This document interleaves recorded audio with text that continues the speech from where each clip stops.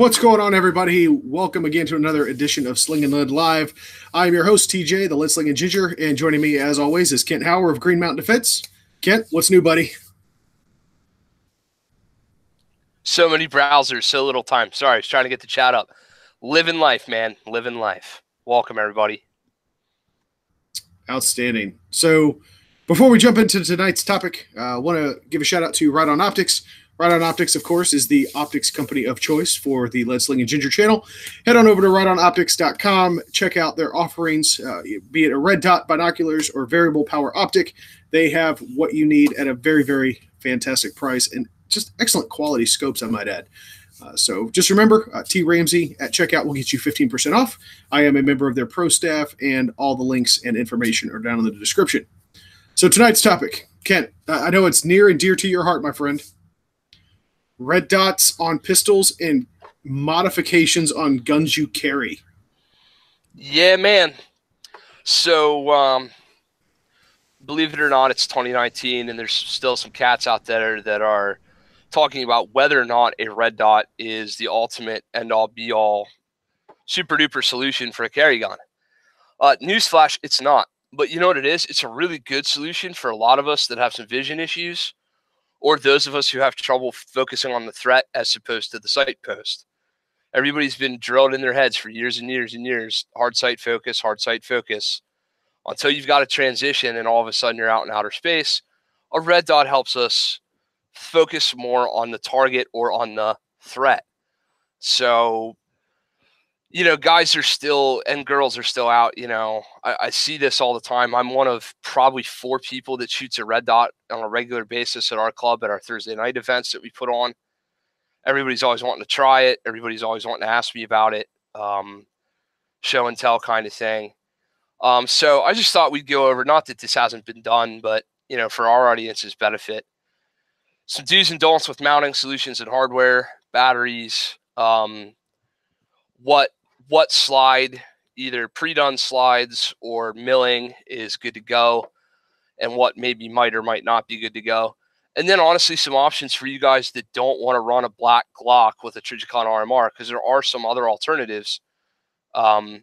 Just depends on your purpose and your mode of use for the piece of equipment. So, you know, let's be honest, as much as we all love to be tactical Timmies, most of us probably aren't going to fast rope out of a helicopter anytime soon. I don't do anything fast. If I was going to rope out of a helicopter, it would be slow rope. So, you know, perhaps, maybe for the gamer, for the plinker, for the recreational guy, for the hunter, there might be some other good alternatives out there that don't cost you $600. And then there's the stuff that's good for carry. So, yeah. So I think we need to lay out some like categories here. Yeah. Right. So I say the first category we lay out is those. We'll have to kind of rank them. So just category 1 and category 2. Either in 1 you would carry it like self-defense EDC style. You know, better yet, let's change the topic a little bit. So the category is instead the red dot sight you would trust in combat. Sure. Is that fair? Sure. Okay. Yeah. And then everything in category 2 would be, I guess, everything else, things that you know, for those plinkers, the Sunday gun day guys and gals, you know, maybe the sport shooters, the competition shooters. So let's start off with the ones you would take to combat. I think that's the simplest and probably the shorter list, if we're going to be honest. Yeah, no, that's a real short list. It's going to either be a Trijicon or a Leopold. Both of those guys have gone through some, let's make sure you can see this thing, some generational changes on these dots. What you're looking at there is the Type 2 RMR dot. This is an RMO6, so it's a 325, and it's adjustable. So, can you explain for the viewers at home that have no idea what you're talking about what the 325 is? Yeah, so I was gonna go through it, because if you Google Trijicon RMR and you look at prices, you can see a number from $350 to $750, and you're gonna go, well, which one's which? Yeah, I got to chime in on that one. As somebody who I do not have an RMR, okay, I have wanted one. Yeah. The biggest I get on their website and their nomenclature Yeah, right. I I was know. in the military. I speak that crap as a second language, and even I was confused. Okay. So so there's basically a Gen. We'll start it like this. There's a Gen 1 and a Gen 2 RMR.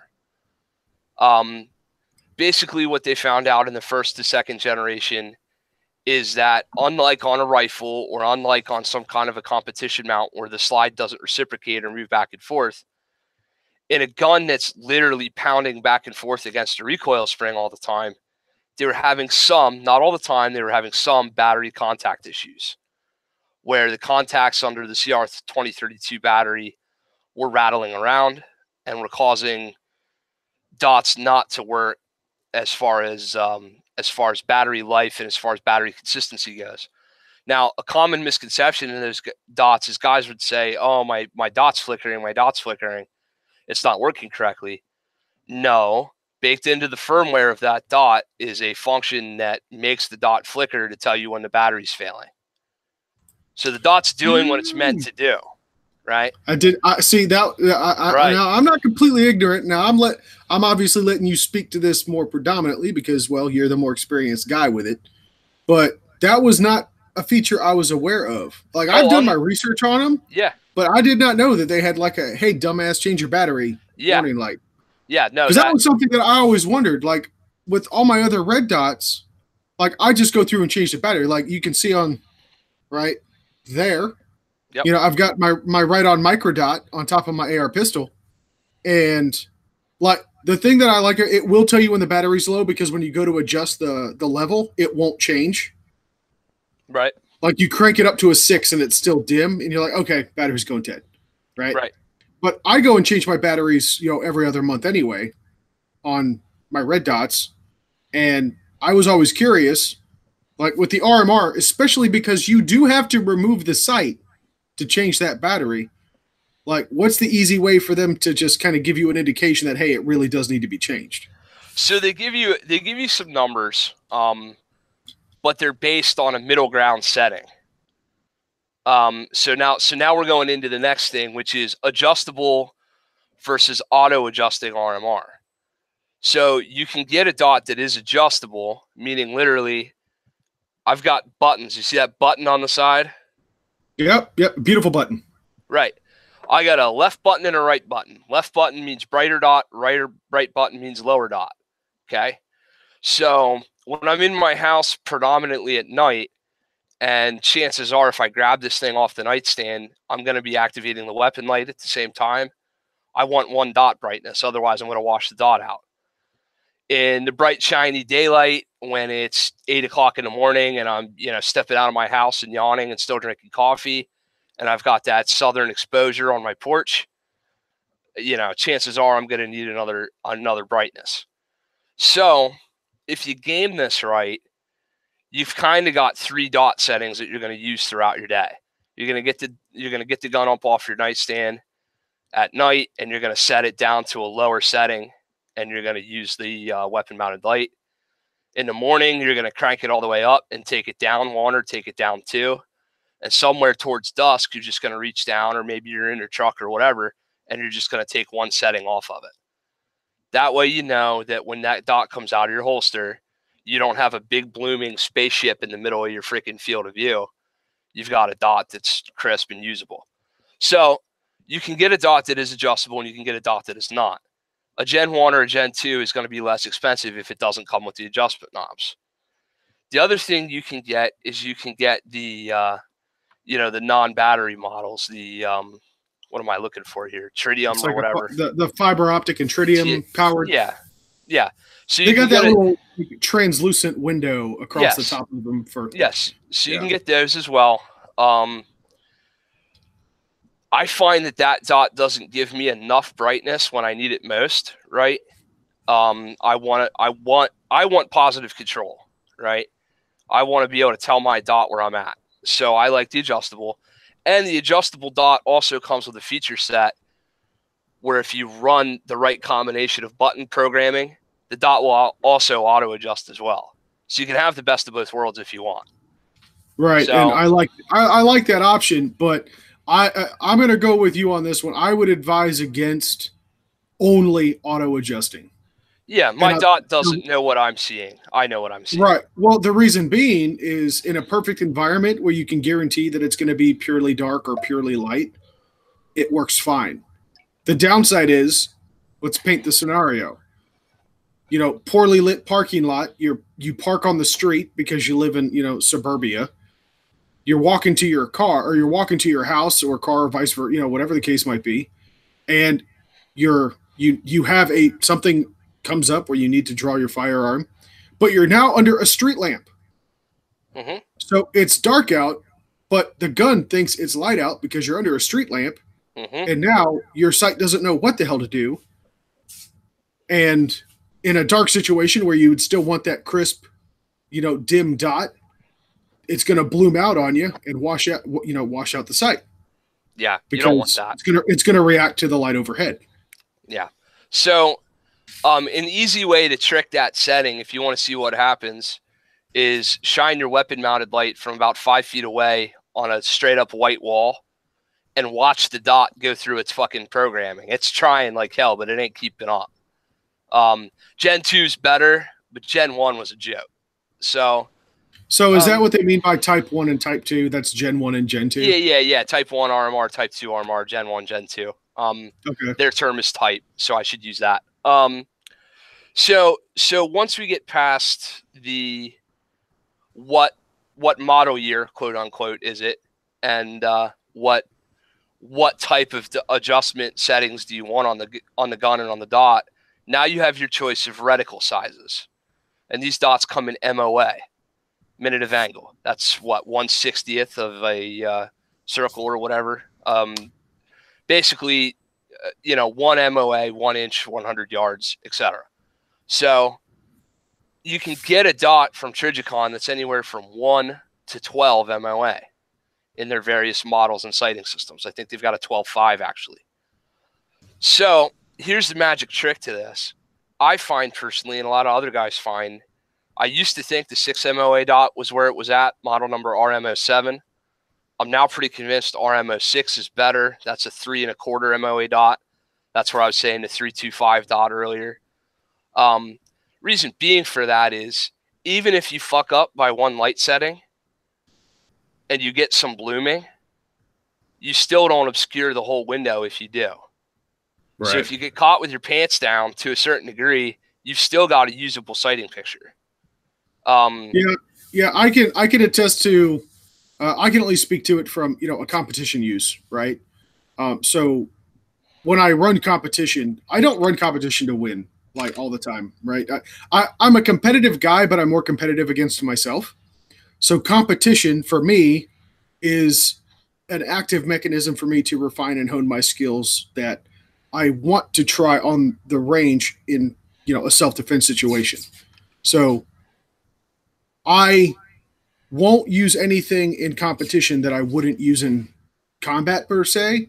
So now I might go cheap on the scope or on the optic, or, you know, like, so for a red dot, I might go with one that's from category B or Sure. type 2, you know, category 2, where, you know, not, I wouldn't take it to war with me, but the features are going to be relatively the same. So like dot size, you know, MOA, mil adjustment, stuff like that. And I have found that the finer the dot, the better, but there is such a thing as too fine of a dot. Now in competition, there's guys that'll go all the way down to 1 MOA for their red dots. As a matter of fact, I've got a 1:4 scope that I used a couple years ago. The center dot is like 1 MOA. It's super tiny. Yeah. But you can barely see it. So I think that 2 or 3 MOA dot, I think that's the right size. I think 6 MOA or anything larger than 3 1/4 would be way too big. Well, it depends. So to a certain extent, this is going to depend on your application. So if you talk to a dude that shoots nothing but steel challenge all the time and he's knocking down plates, and his whole goal is to knock down a plate from 10 yards, he doesn't mind that big 6 bouncing ball going from plate to plate. Because if there's red on the plate, he presses the trigger and it falls over, right? He's not threading a needle into a head box on an IPSC target and, you know, trying to put a round inside a credit card. He's right. You know, he's trying to hit a 4-inch circle. That's his whole job, or a 6-inch or an 8-inch or whatever. So then once you figured out your dot size, then you can make your model number combinations and kind of work your way back up. So right now, what I would recommend, RMO6, which is the 325 dot Type 2 adjustable. Okay. So that's what I'm running. That's what's working for me. Now we'll get into the Ford versus Chevy conversation. You can get into the Leopold Delta Point. I have experience with the Delta Point as well. I ran that on a Glock MOS gun. We can talk about mounting platforms later, but the Delta Point, their big original claim to fame was like the Delta, right? Like the triangle point optic, where it was a freaking 7.5 MOA triangle, and you could actually pick a point of aim at the top tip of that triangle for long distance, and for up close stuff, just put the triangle in the chest and press the trigger until the bad man goes away. Yeah, which is funny, but it's funny you mentioned that, because if you look at the Trijicons of old, and even now today they still make them, but the old Trijicon fixed 3 and 4 power optics that they were issuing to the military. Yeah. They had it. Now it wasn't a triangle, but it was the chevron, and it had a stick under the bottom, at the bottom of it. Yep. And yeah, that was the idea, was, certain distances. The idea was that the 2 bottom points of the chevron were supposed to measure the shoulder width of a man-sized target at a certain distance. I can't remember. I'm too rusty. But you're talking the ACSS reticle? Mm-hmm. Mm-hmm. Yeah. Yeah. So now Primary Arms and Dimitri over there has picked up and really started to use that ACSS reticle in a lot of, 1-4s and 1-8, 1-6 optics and stuff. But yeah, originally that was a Trijicon design that was set up as a as a rough, put that somewhere between his belt buckle and his chin, and from 50 to 320 or whatever the hell your zero was, you're going to touch him somewhere, kind of a setup. And then they had the little range estimation for windage on the other side. They had tick marks going out the other side. They did have elevation tick marks as well. Yep. They did have that. So it was a cool reticle, and it had its application. So I could see where the Delta Point I could see that, because there's a difference between having the triangle reticle being up to 7.5. What was it? 7.5? 7.5 MOA. Yeah. So up to 7.5, but that point is like maybe 2 MOA. So you do kind of get the range there. I would submit that the difference between the Delta Point and the Trijicon with regards to the reticle shape is that the dot has a much lower learning curve. There's less cognitive thought that needs to go into your processing when you're engaging a threat. Yeah. Processor speed's the real deal, right? The whole idea behind this is threat focus, dot on bad man, rinse, lather, repeat until bad man is less of bad man, right? So now if we have to start going, oh, am I supposed to be at the top or the bottom of my reticle? Now we're like, dude, you're at effing 11 yards. Put it in a freaking A zone and press. Like, right. We're overthinking at this point. So some pluses and minuses. You mentioned on the Trijicon, you have to dismount the optic, which is absolutely correct. You have to take those screw posts out and pull that bad boy up and out to remove that. On the Delta Point, it comes with a screw flat on the top, and you can get to the battery from the top. So theoretically, your zero will never change no matter how many times you change your battery. So that's cool shit. On the downside, you just can't cheat physics. Because of that, you're going to get a higher relief and a higher profile on the gun, because you've taken away the battery being sunk up into it on the underneath, and you've put a battery terminal box on top. Right. So you have way, way fewer suppressor height sight co-witness options with a Delta Point Pro on most mounts. Side note, the M17 optic of choice for that SIG 320 gun, that gun is patterned, plated, and co-witnessed, already set up for the Delta Point, and so are most of those MHS trial guns. So if you look at like the FN 509. So I've got a question on it. Did they change that? Because I heard something different. I think I I used to have the P320RX, right? So now I've got, my new hotness, my CZ that I love dearly. But I I had problems with the Romeo one. I went through Nothing. three of them. I think we're mincing not the No, no, 320 RX, okay. the You're talking about M17. specifically the ones that the military Yes, adopted. yes, the Okay. M17. Yeah, Yes. because what I was going at with that, so if we look at the civilian version, um, that dovetail that the Romeo one fits in, it's dovetailed for the Romeo one, right? Yeah. So six proprietary optic. Now the screw pattern is the same as the delta point, and it will fit the delta point. But everything I have seen, and I would invite everyone to go do their own research and make sure they do this before they modify their firearm.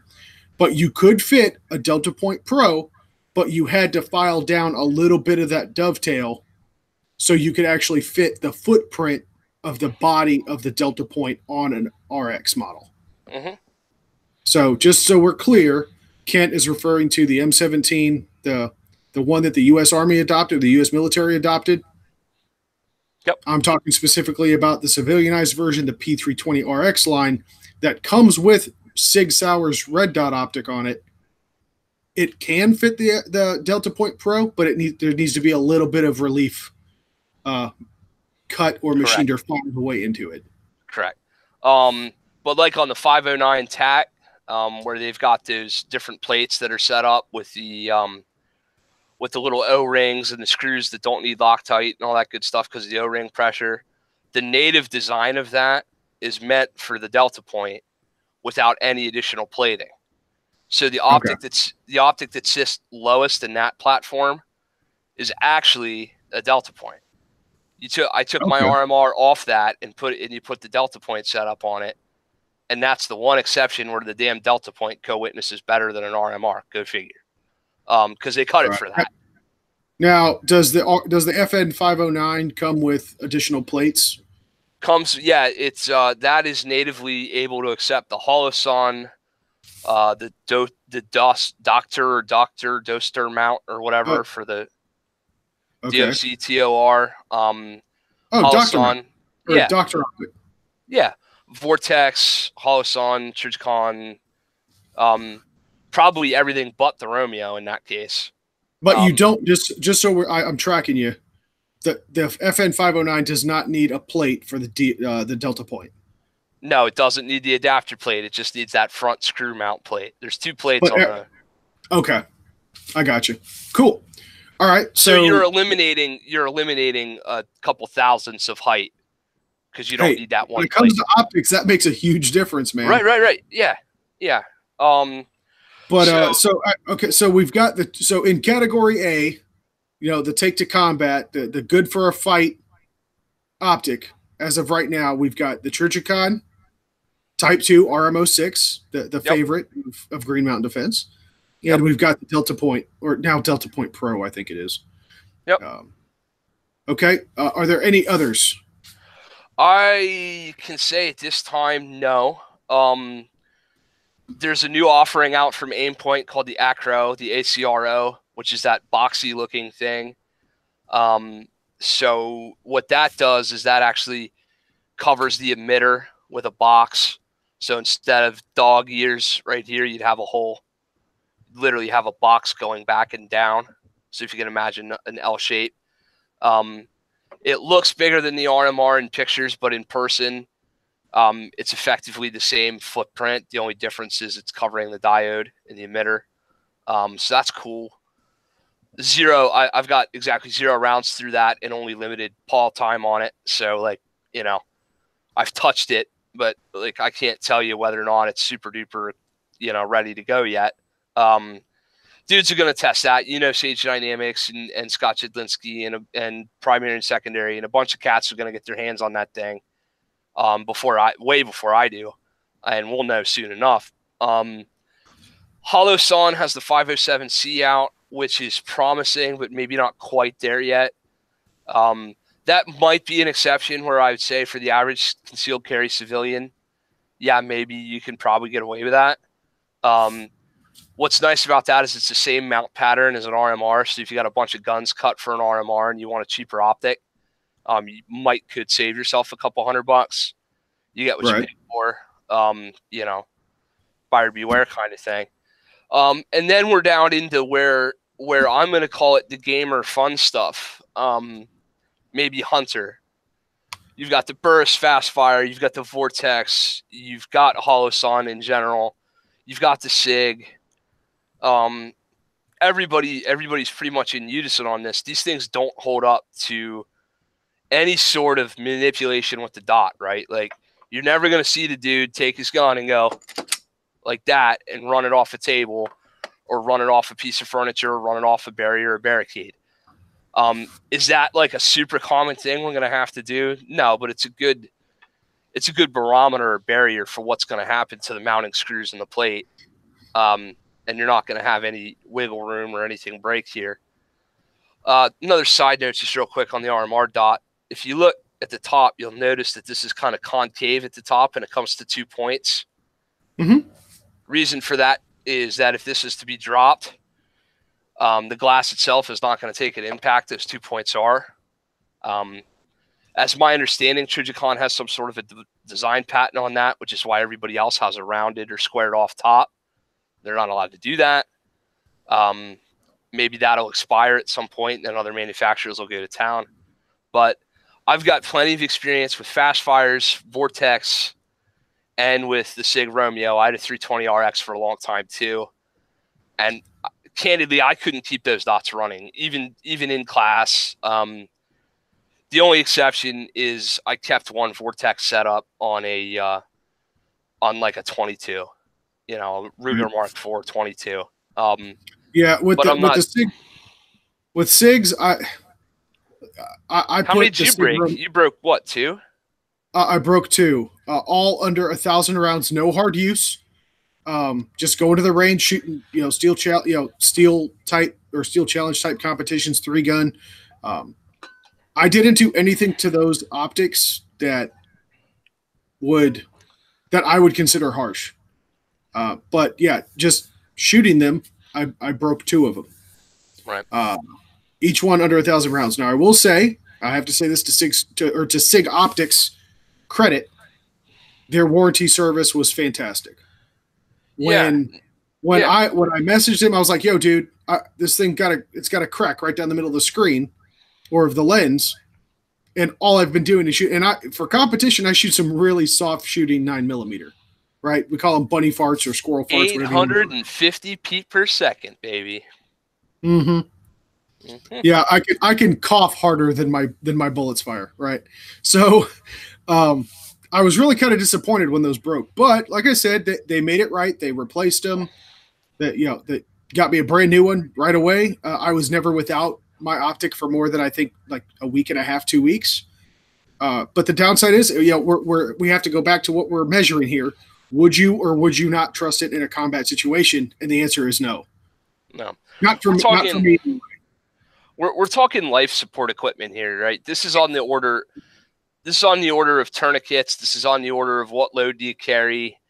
This is on the order of, do you run a Glock or do you run a Taurus? This is all in that same carrying a gun. Let's be real, candid. Carrying a gun in public, as easy as we all make it look, once we've gotten good at it, it's still a pain in the ass, right? Like I would just assume not do it. But I'm going to tell you this: if I'm gonna do it, which I am, I'm not going to put substandard stuff on it. What's at that point, you're talking about the savings of a couple $100 over the lifetime of a carry system. I just my Type 1 RMR finally died. We're over 20K rounds on that thing. We're over 3 years on it. And the damn thing, I took it off the gun. I went to put a new battery in, and it said, "I'm sorry, Tucker, we ain't giving you no more battery juice." And I said, "Oh, crap." So I thought I had a bad battery. I started swapping stuff around. I put that same battery in the Type 2, and the Type 2 lit right up. And to their credit, I hit Trijicon up and said, "Yo, no mas dot, no tango dotto." They're like, "Yeah, no problem. Send it back." So, I think a lot of these gun companies deserve credit for their warranty service. The question is whether their R&D and whether their tech folks are doing enough in the first place, so you don't need the warranty. And Vortex will is killer, right? Like Vortex is known for that. They'll take anything back. right. As will Ride-On, by the way, but we're talking about Fair pistol enough. optics here. Fair enough. Yeah. We're talking about pistol optics here. So I will say this also to SIG's credit in those exchanges with their customer service, warranty department. I did come across some research, during my research, because the guy was like, "Hey, man, we're going to send you one of the newest models out to replace it because this is essentially the third one you're getting. We're going to send you, the new hotness. It's been completely revamped. It's super durable. And to be fair, I did not break that one. But while I was doing that research, I saw that SIG was developing one that looks suspiciously like a Delta Point Pro. Whereas you have your optic, and then above the lens, you have a separate shield that essentially would protect it. It certainly looked more rugged. The downside is we have to remember that none of my optics broke from dropping them. Right. Yeah. They all broke while shooting them. Right. So that's my, we're talking, and yeah, like the RMR is supposed to be able to last battery wise, like several years on setting 4 or whatever. I'm not playing that game. I'm changing every battery on my birthday. Like, we're not doing that. I'm not gonna, like, the time I need it, pull it out and find, oh, I got a flickering dot. Like, that's just not worth. Yeah, if you're not regularly examining your equipment, I don't even care if you wait for your birthday, but like that right there. Matter of fact, I just took it down and oiled it today. You know what I did? I changed the battery, and I replaced that battery probably a month ago. 2032 batteries and 2016 batteries are so common nowadays. They're not as nearly as expensive as they used to be, and you can get like a 6-pack or a 12-pack of those things relatively cheap. So while we're on this topic, a battery is not a battery is not a battery is not a battery. No. So if you're buying a 2030, any of these specialty 18650s, CR123s, CR2s, 2032s, again, we're talking support equipment. For Christ's sakes, let's not have a $10 battery and a $4 battery be the difference between whether we make it out of the freaking parking lot or not. Right. That's just silly. The stuff is not that cheap. Not that expensive. And you get on it, so just who am I going to recommend for batteries? A multinational company that makes a TV remote makes a good battery. Panasonic, Duracell, Energizer, the Bunny Company, any of them name brand stuff. Any of them nationally recognized battery companies. The other thing you'll find is on some of these Chinese knockoff, like Avante batteries or whatever, is that the actual tolerances are not exactly correct. So your damn battery will be wobbling around inside your housing. Yeah, you won't get the proper pressure either, and get the flickering light and think there's something wrong with your sight. Right. And the funny thing is,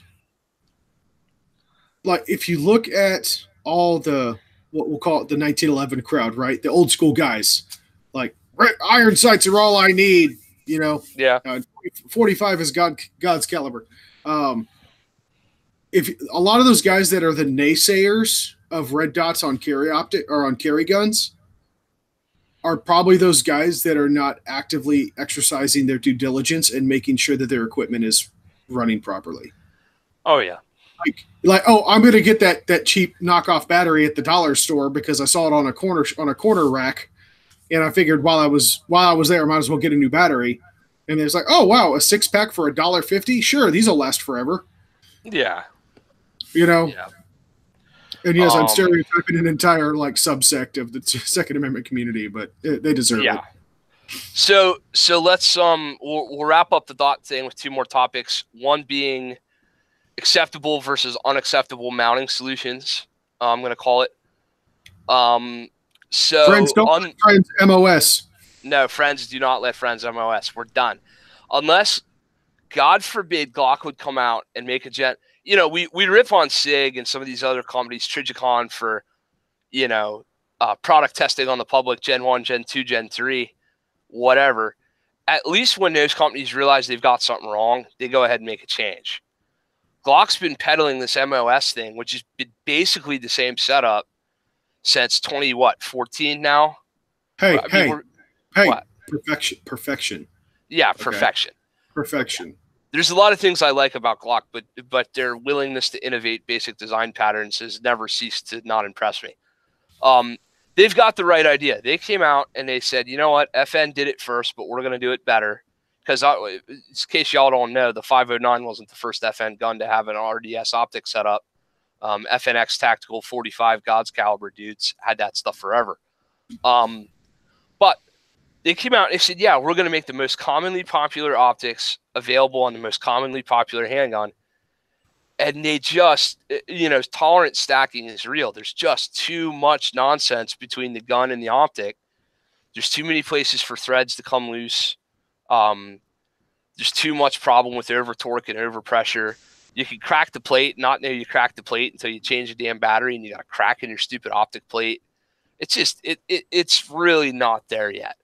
And for those of you looking for documented evidence of these things failing, please check out Green Mountain Defense's YouTube channel, where he has copious amounts of footage of this occurring. Yeah, there's the famous "you've got to be effing kidding me" where a dot hits me in the bridge of the nose. It's like, 1, 2, 3, 4, 5 on the 6th round of the bill drill. The son of a gun beams me right in the snoot. I almost ripped that slide off and threw it into the woods and walked away at that point. And that, just to be clear, that was a factory Glock MOS slide, right? Yeah, Glock MOS with a Vortex optic on it, I think, at the time I was trying. Surprisingly enough, though, didn't you at one point tell me that your 40 MOS, the 10 millimeter, has been doing fine? Still set up exactly the way it was. RMR Type 1, no tango problemo. Probably, truthfully, because I've got a 1/10 of the rounds out of a 10 millimeter as I do out of my 9 millimeter guns, and it just doesn't see the use. But you'd think the mighty 10 millimeter Soul Killer would rip that optic right off the gun like it was nobody's business, and it would go flying, and it just doesn't. So here's what I will tell you. There are some companies that have come out and made some fixes to this problem. Most notably, Battleworks has come out with the optimal screw, both thread pitch, pattern, and size and length to work with the MOS. So if you're going to run the MOS, go over and see Battleworks and pay like $7 before tax and shipping for the right set of screws to make the plate work correctly. So is that where you think Glock messed up on that one? Was the screws? What Battleworks did is they you shouldn't have to have a $4 screw on each side of the thing to make it work, right? But Battleworks just over-engineered the screw. But at least, and I don't mean, when I say just, like somebody from Battleworks, Lord knows your boy don't know how to make the right screw, so I don't want to diminish your accomplishments. But what I guess I'm trying to say is there's better alternatives out there. So if you're going to run an MOS, run Battleworks screws and test it. Put your freaking torque wrench, get your fat wrench out, find their recommended torque setting. They've got one. And every once and again, great while, check to make sure that thing ain't threading its way loose as part of your recommended maintenance program. So check batteries, check torque settings, clean gun. On your takedown of the gun every 1,000 rounds or whatever you're doing, go ahead and get your fat wrench out and check your screw settings. I do that on the milled guns and on the custom setup guns, and I never find a problem. There's no reason you can't, take a second and check your torque setting on your screw. Right. No different than if you're going to rotate your tires, you drive the thing down the road for 50 miles, and then you go back and check your lug nuts. It's not that tough.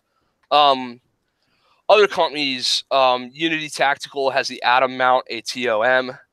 That's a dovetail mount. Some of those rear sight dovetails work pretty good, where they replace your rear sight with a rear sight and an optic mount. At least then you've got screws just attaching to one plate, and the dovetail's really holding the dot there.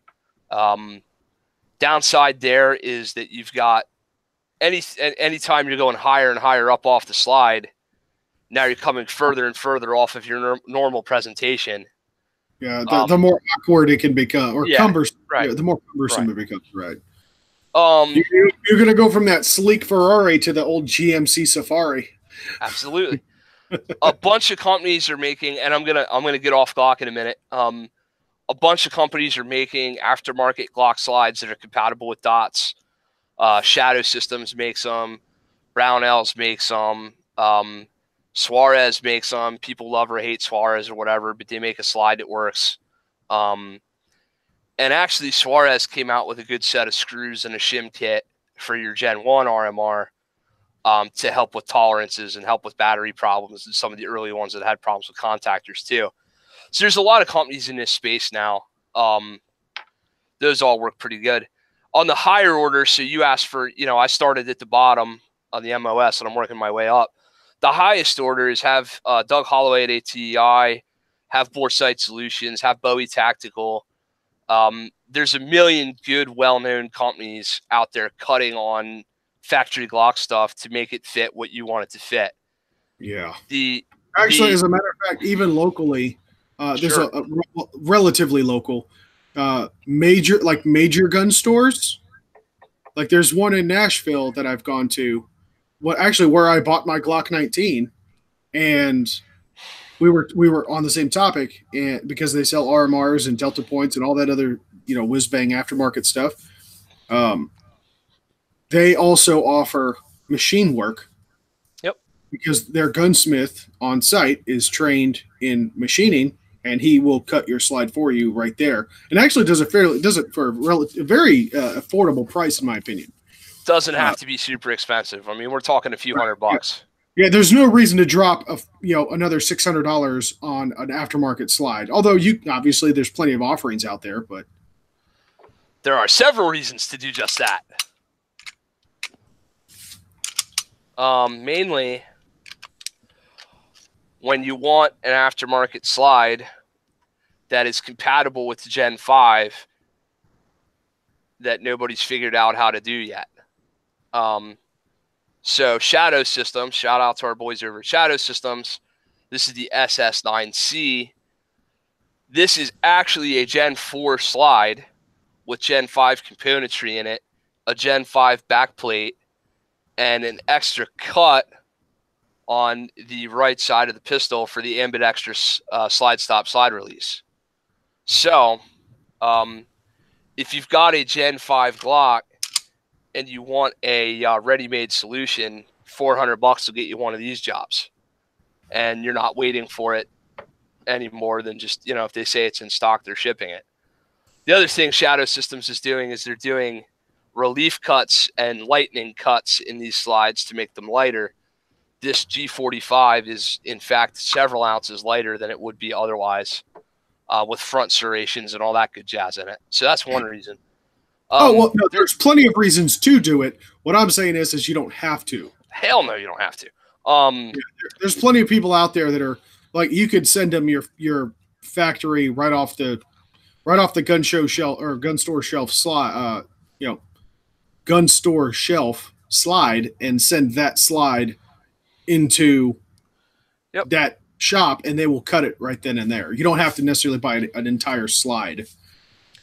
Then you've got the two race gun companies, Zev and Agency, out there that are offering pre-made slides and gun packages with RMR carts in them as well, that come with the RMR pre-cut out, and then they come with a plate that fills in the hole.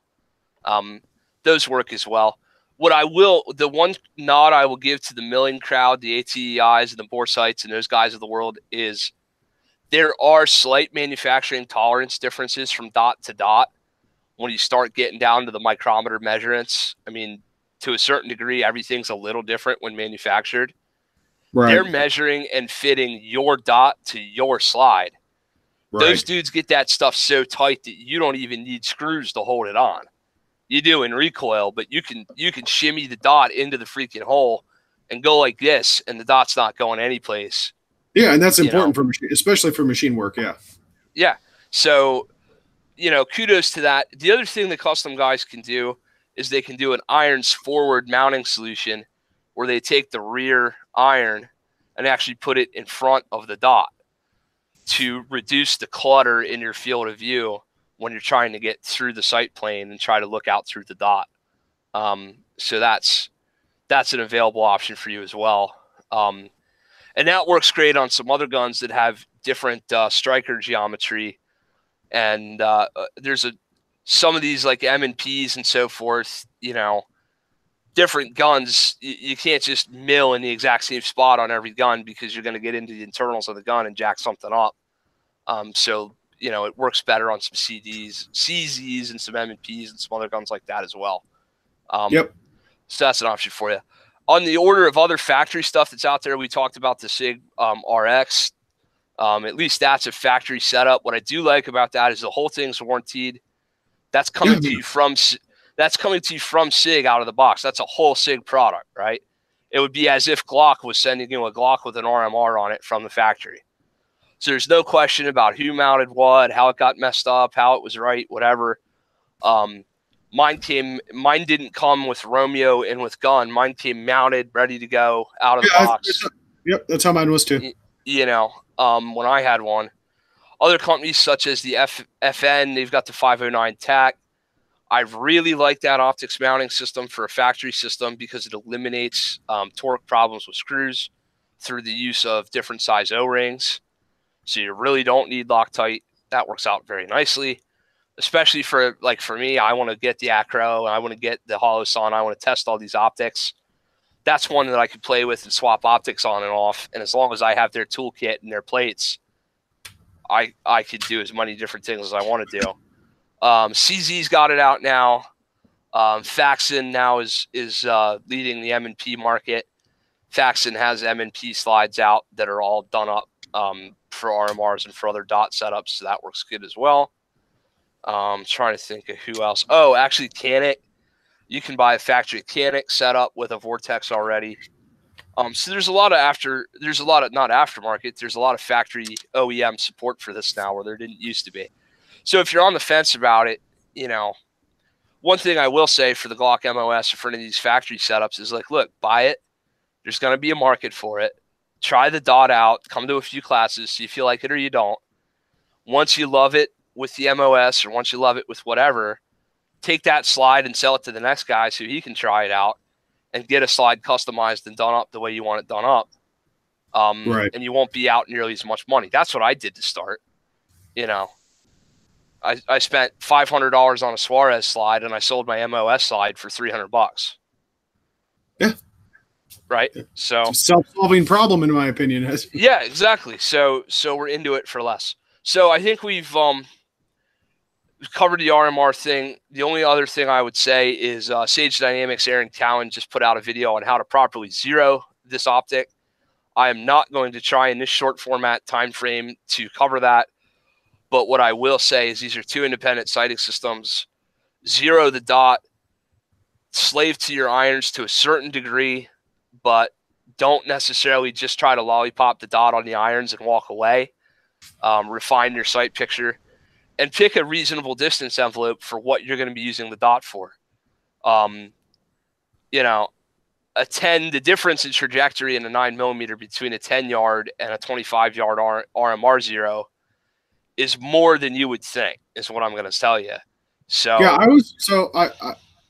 I second that. Definitely go check out the Sage Dynamics video. I am admittedly guilty of doing that exact same thing that he talked about. Where I lined up my sights, I lined up my iron sights, put my dot on top of my iron sights, and called it good. Granted, I only ever use that gun in competition. So what was surprising to me, had I not been educated by that video as I was today, I probably would have made the same mistake of replicating that practice on a carry gun. I was surprised to see the difference in the impact shift. You know. Oh yeah. From the ways that he demonstrated, it's a fantastic video. But we're talking. Take your thumb and your pinky and spread them as far apart as you can, like groovy, and then go like that, and that's the difference in height. Yeah, and that's a lot. Yeah, especially in a stressful environment. I mean, that could be the difference between, engaging the actual threat and a miss that goes into an innocent bystander. Yeah. So what I'm gonna say. Oh, and here's one other thing, and this is a stickler for me. Yes, I compete with my dot. Yes, I teach with my dot, et cetera, et cetera, et cetera. One day I might be shooting 124s. The next day I might be shooting 115s. My dot is 0 to my carry load. Yeah, I might be high or low or left or right a touch with something else. Guess what? It's still in the scoring zone. I'm calling it good. Don't be that guy who zeroes your dot to 115 grain white box and then is surprised when his freaking gold dots hit somewhere different. And that's you see that more than you think too. So for me right now, I'm running a 10-yard zero on my dot. What that gives me is from at real close distance, 3 yards where it's kind of getting pointless. I'm shooting a little low. As I back up, that zero hits at 10, and I start getting higher from 10 to 15 to 25 to where I almost need a 6 o'clock hold as I stretch it further and further back. I'm going to be doing a whole heck of a lot more shooting my gun at 15 yards and in a defensive situation than I ever am 15 yards and out. For one thing. And for another thing, the further back we go, when we're at 25 yards, we can refine a sight picture a little bit. And most of us, at least I am, I'm used to shooting a 6 o'clock hold at 25 yards on conventional iron sights, because that tends to be what you have to do in your standard, size. 0.140 iron sight setup anyway.